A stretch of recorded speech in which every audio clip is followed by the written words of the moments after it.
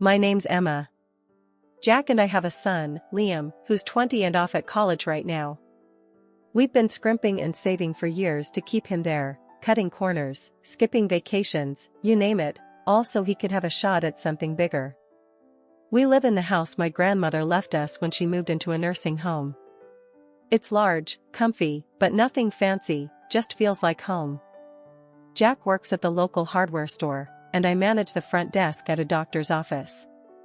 We make do, living a no-frills kind of life, and that's just fine by us. It was a Thursday afternoon, sun hanging just right, made you think about calling it a day early. But then Jack's phone rang, cutting through any thoughts of an early weekend.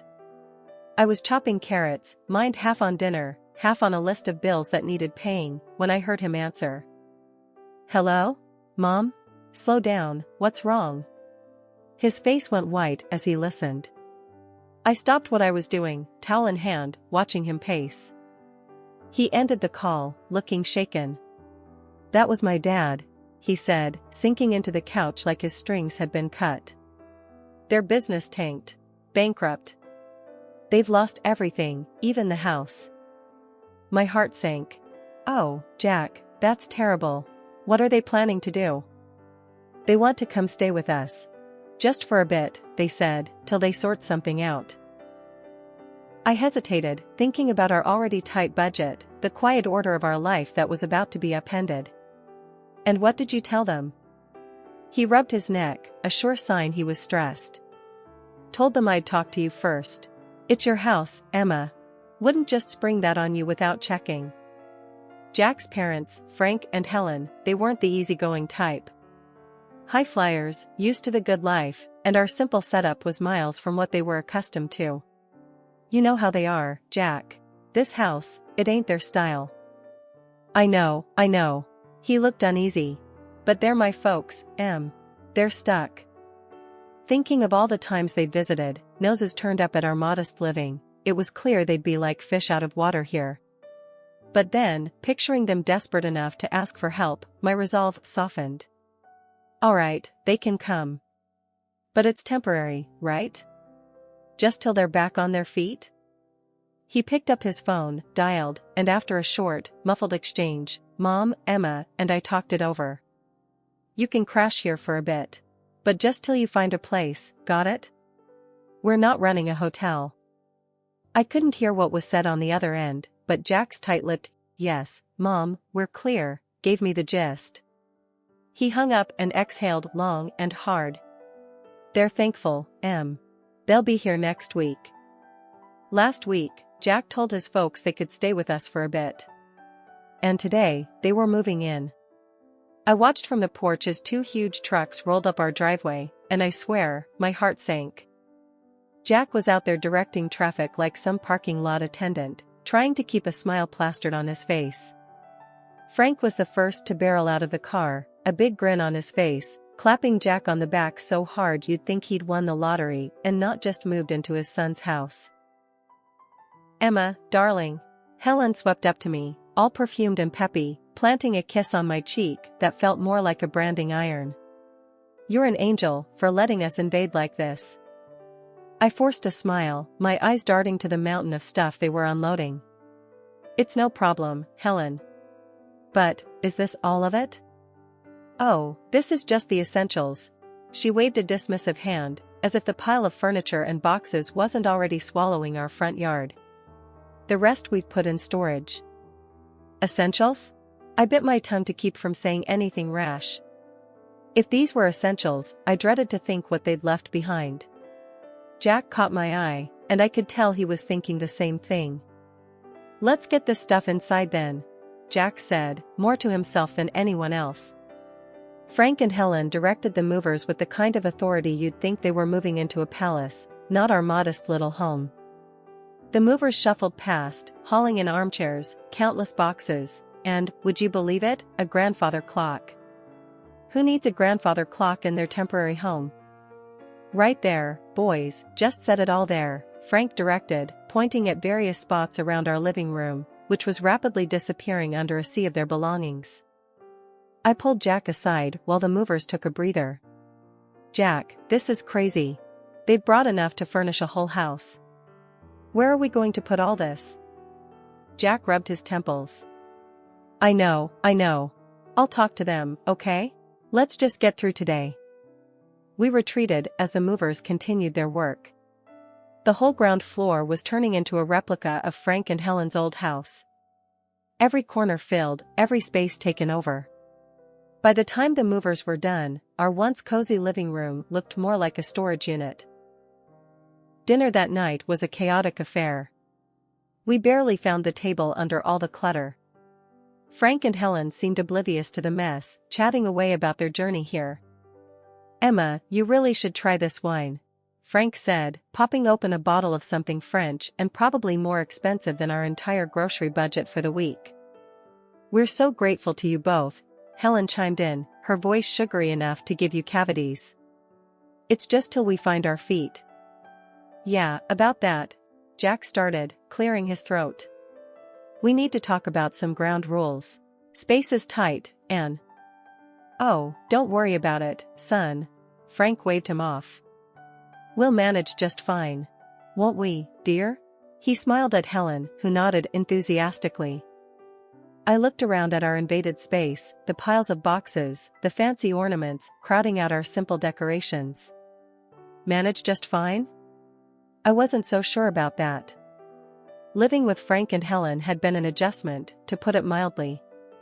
A few days have passed since they moved in, and just when I thought we'd settled into some kind of routine, the kitchen became the new battleground. It was a Tuesday evening, and I was fixing dinner like usual. Something simple and hearty, spaghetti with a homemade tomato sauce. I was stirring the pot when Helen waltzed into the kitchen, her nose wrinkling as if she'd just walked into a barn. What's that smell? She asked, her tone dripping with disdain. It's dinner, I replied, keeping my voice as steady as I could manage. Spaghetti night. Spaghetti? She scoffed, peering over my shoulder. Where's the meat? The fresh herbs? This is what you feed us? Jack, hearing the commotion, wandered in, drying his hands on a dish towel. What's the problem? His mom turned to him with a look that could curdle milk. The problem, Jack, is that we're expected to eat this. She gestured at the bubbling pot as if it were a cauldron of poison. I took a deep breath, trying not to let her get to me. It's what we usually eat. We can't afford steaks and fancy meals every night. Jack stepped between us, his face set in hard lines. Mom, this is Emma's house, and this is what we eat. If you want something else, you're welcome to cook for yourselves. Oh, we will, Helen retorted, her eyes narrowing. And we expect you to provide the groceries we require. We're not used to living like this. I'd had enough. Look, I'm sorry you're used to different, but this is what we can manage. Our budget doesn't stretch to luxuries. Frank, who'd been silent up till then, chimed in, his voice booming. Then perhaps you need to reevaluate your budget, young lady. We're not animals to feed on scraps. Jack's jaw clenched. Dad, that's enough. We're doing the best we can. The room was thick with tension, everyone's shoulders up around their ears. Finally, Helen huffed. Fine. Tomorrow, we'll give you a list of what we eat. You can make sure it's here. The next day, true to her word, Helen handed me a list. Marbled beef, fresh seafood, organic this, imported that. I looked at the list, my heart sinking. That evening, we sat down with Frank and Helen, the list between us on the kitchen table. We expect proper meals, steaks from marbled beef or the finest fish, Frank declared, as if it was the most normal request in the world. Jack and I exchanged shocked looks. We can't swing that, he said, his voice firm but weary. That's just not in our budget. Their response was swift and harsh. Lazy, both of you, Helen snapped. Can't even provide a decent meal. In the end, feeling cornered, I caved to their demands. I started buying only the highest quality products for them, while Jack and I got by on fast food, just to save costs. A month later, I sat down to crunch the numbers, and my heart nearly stopped. Our food expenses had doubled. And to top it off, Helen's daily luxurious baths had sent our water bill through the roof. Dinner had become a battlefield, but tonight was different. Frank and Helen were digging into some lavish dishes they'd insisted on buying, marbled steaks and imported fish. Meanwhile, Jack and I sat across from them, our plates filled with the simple pasta we could afford. The disparity wasn't just on our plates, it was drawing a deeper line between us every day. As they savored another bite of their expensive meals, I couldn't hold back any longer. "This has got to stop," I said, the words heavy in the air. Helen looked up, her fork halfway to her mouth. "What are you talking about now? We can't keep living like this. Eating separately, different meals, it's ridiculous. From now on, everyone in this house eats the same. And we're sticking to what we can afford." Frank laughed, a harsh sound that grated on my nerves. "You expect us to eat that slop?" "It's not slop, it's dinner. It's what we eat," I shot back, my patience fraying. The laughter vanished from Frank's face, replaced by a scowl. Helen chimed in, her tone sharp and accusing. "How can you be so greedy and lazy?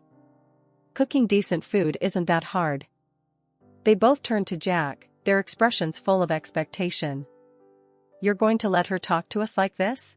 In your own house?" That was the last straw. Jack's hand slammed down on the table, making the plates jump. "First off, this is Emma's house. And you will treat her with respect." The impact of his words hit hard. Helen's eyes filled with tears, her voice quivering. "I never expected you to raise your voice at me, your own mother."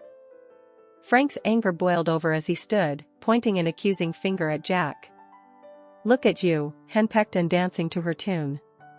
Is this what you've become?" I stood my ground, though my heart was pounding. "Enough.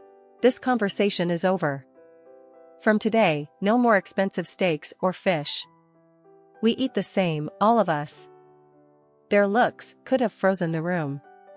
For a moment, no one moved, then, without a word, Frank and Helen pushed back from the table and left. Jack and I sat back down, the silence hanging heavy between us. He reached for my hand, squeezing it tight. "I'm sorry it had to come to this." "I am too," I replied, feeling the weight of the evening settle around us. "But it's the right thing. We can't live like this." After the big blow-up at dinner, things cooled down, but only on the surface. Frank and Helen were quieter, sure, but there was a slyness to their silence that put me on edge. I had a feeling they weren't going to take the new house rules lying down, and I was right. It started subtly. A few days later, I was cleaning up after a lunch of sandwiches when the doorbell rang. I wiped my hands on a towel and headed to the front door, expecting maybe a package or a neighbor. But when I opened it, there stood a delivery guy holding a large, aromatic bag from some high-end restaurant in town. "Delivery for Emma," he said, glancing at his clipboard. I was puzzled. There must be some mistake. I didn't order this. Just then, Helen appeared behind me, her smile a bit too wide. "Oh, I took the liberty of ordering for us. I thought we deserved a nice meal after all the recent discomfort." I frowned, taking the bag hesitantly. "Helen, we talked about this. We're cutting back on expenses." She shrugged, her eyes avoiding mine. "I thought it was on your tab, dear. My mistake." Jack walked in from the kitchen, overhearing us. "What's going on?" "Your mother decided we deserved an expensive lunch," I said, the weight of the bag in my hands suddenly feeling heavier. Jack's expression hardened. "Mom, we agreed, no more of this." Frank stepped into the hallway, his voice booming. "What's a little lunch going to hurt? You can't expect us to live like monks forever." I set the bag down on the entryway table, feeling the frustration bubble up. "It's not just lunch. It's every meal, every extra expense we can't afford. We told you, we're sticking to a budget." Helen's face turned cold. "Well, if you're going to make such a fuss over a simple meal, I suppose we won't bother next time." Jack pinched the bridge of his nose. "It's not just about the meal, it's about respecting the rules of the house. You can't keep going behind our backs. The conversation went in circles for a few more minutes until Frank and Helen retreated to their room, leaving the uneaten, expensive lunch on the table. Jack and I looked at each other, the unspoken agreement hanging between us that this couldn't go on. I'll call the restaurant, explain the situation, and cancel any future orders made without our consent, I said, picking up the phone. Jack nodded, his jaw set. I'll talk to them again. This sneaky stuff has to stop. The peace was short-lived after the incident with the unauthorized lunch. Helen and Frank seemed to simmer just below the surface, and you could cut the tension in the house with a knife. I was washing dishes one evening when the calm shattered once again. Jack had just come in from the yard, looking weary. I was about to ask him about his day when the loud crash from the living room had us both running. We found Frank standing over a broken vase, one of the few decorations I really cared about. What happened here? Jack asked, trying to keep his voice level. It slipped, Frank said, barely looking regretful. Accidents happen. But his tone was all wrong. It wasn't apologetic, it was defiant. Jack bent down to pick up the pieces, and I couldn't help but say, "This vase was from my grandmother. It's been here longer than I have." Helen scoffed from the doorway. "It's just a vase. You can get another." "That's not the point, Helen," I snapped, feeling my frustration rise. "The point is respect, something that's clearly lacking here." "You want to talk about respect?" Frank shot back, his voice raising. "What about respecting us? Treating us like second-class citizens in this house?" Jack stood up, facing his father. "You're living here by our goodwill, Dad. Remember that." "It doesn't feel like goodwill," Helen chimed in, her words sharp. "It feels like we're unwelcome." Every day felt like walking on a tightrope with Frank and Helen in our house, but one evening pushed me past my breaking point. We were sitting around the dinner table, the same place that had witnessed countless arguments now, when Helen casually dropped her latest bombshell.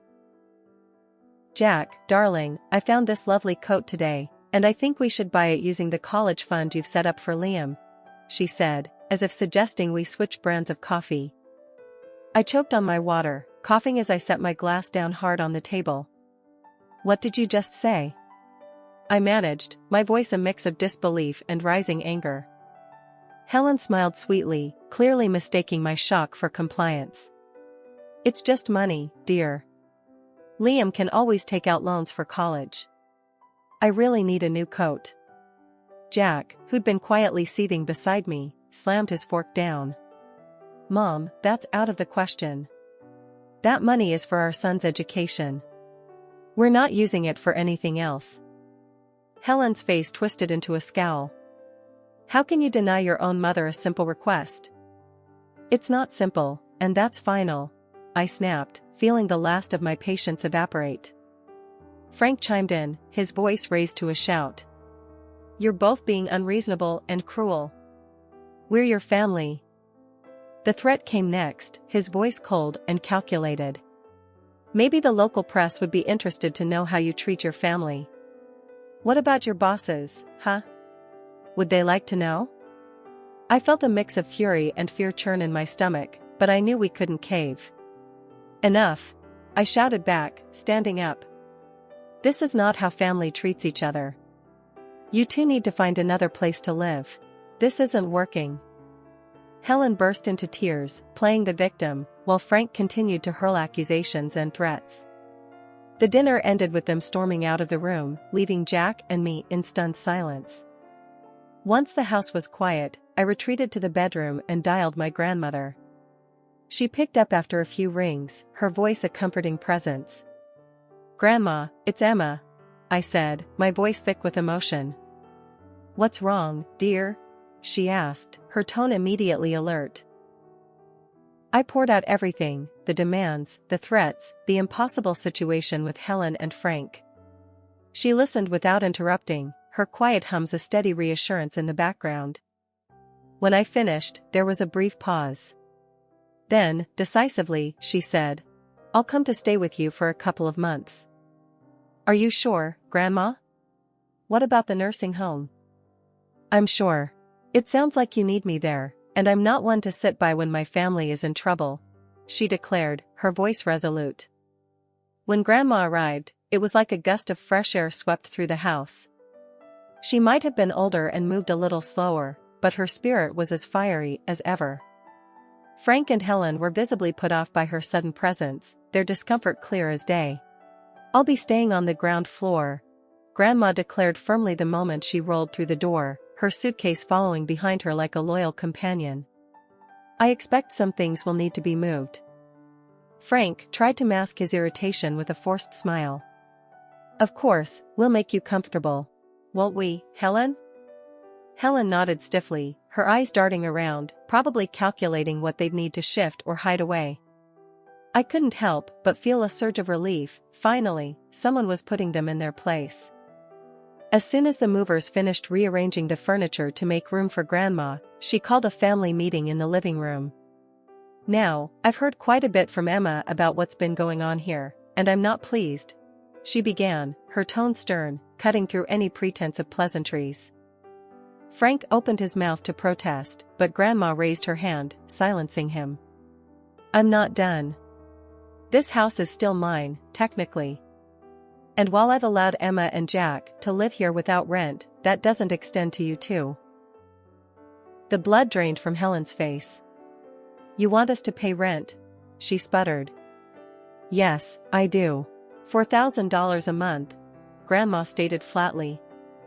That's outrageous, Frank exclaimed, standing up from his chair. We can't afford that. Well, considering the costs you've been racking up here, I'd say you can afford to cut back on your luxuries, Grandma shot back. But we're family, Helen tried, her voice quivering slightly. Family doesn't exploit each other, Grandma countered. Since you've been enjoying a lifestyle beyond your means on my granddaughter's dime, I think it's only fair. Frank and Helen were at a loss for words, exchanging glances as if looking for an out, but finding none. And one more thing, Grandma continued. If you think the rent is too high, you're welcome to find somewhere else to live. Or, if you decide to stay, you'll provide me with daily assistance. I need help getting around, meals prepared, and someone to ensure I'm taken care of. Helen's mouth opened and closed like a fish out of water, her earlier bravado evaporated completely. Frank, who had always prided himself on his independence, looked like he'd been punched in the gut. Think it over, Grandma finished, her voice softening just a tad. I'll need your answer by tomorrow morning. As they retreated to their room, presumably to discuss their limited options, Grandma turned to us, her expression softening. Don't you worry, kids. We'll sort this mess out. The morning after Grandma laid down her new house rules, it was like someone had flipped a switch in Frank and Helen. I walked into the kitchen to find them packing their things, a pile of boxes already forming at the door. We've decided to move out, Frank announced, not looking up from the box he was sealing. We found a small apartment. We'll take our things and go. Helen was quieter, busily stuffing things into bags, her movements sharp and quick. It's for the best, she muttered, almost to herself, but loud enough for me to hear. The rest of the morning was a blur of activity. Boxes and furniture moved out the door. Jack helped, more out of a sense of duty than anything else. By mid-afternoon, their part of the house was eerily empty, the echo of their departure hanging in the air. Once they'd driven off, Grandma, who'd been watching quietly from her chair, gave me a knowing look. Well, that's that then. They'll be all right, you know. Sometimes a little hardship is needed to bring people back to earth. We found out later that they'd sold most of their belongings to cover the rent and their other debts. The luxurious life they were used to was trimmed down to essentials, much like their new apartment. Grandma stayed with us for 2 more weeks, a comforting presence in the house. But eventually, she decided it was time to return to her nursing home. Driving her back to the nursing home, I felt a mix of sadness and relief. Thanks for everything, Grandma. We couldn't have managed without you. She waved off my thanks with a chuckle. Oh, nonsense. You're stronger than you think. Just remember to stand up for yourselves. No one else will do it for you. I hugged her goodbye, promising to visit soon. When I got home, the house seemed bigger, quieter. That night, we sat on our porch, the evening air cool and pleasant. Life had thrown us a curveball, but we had caught it, dealt with it, and were ready to move on. Whatever came next, we knew we could handle it together, with or without anyone else's approval.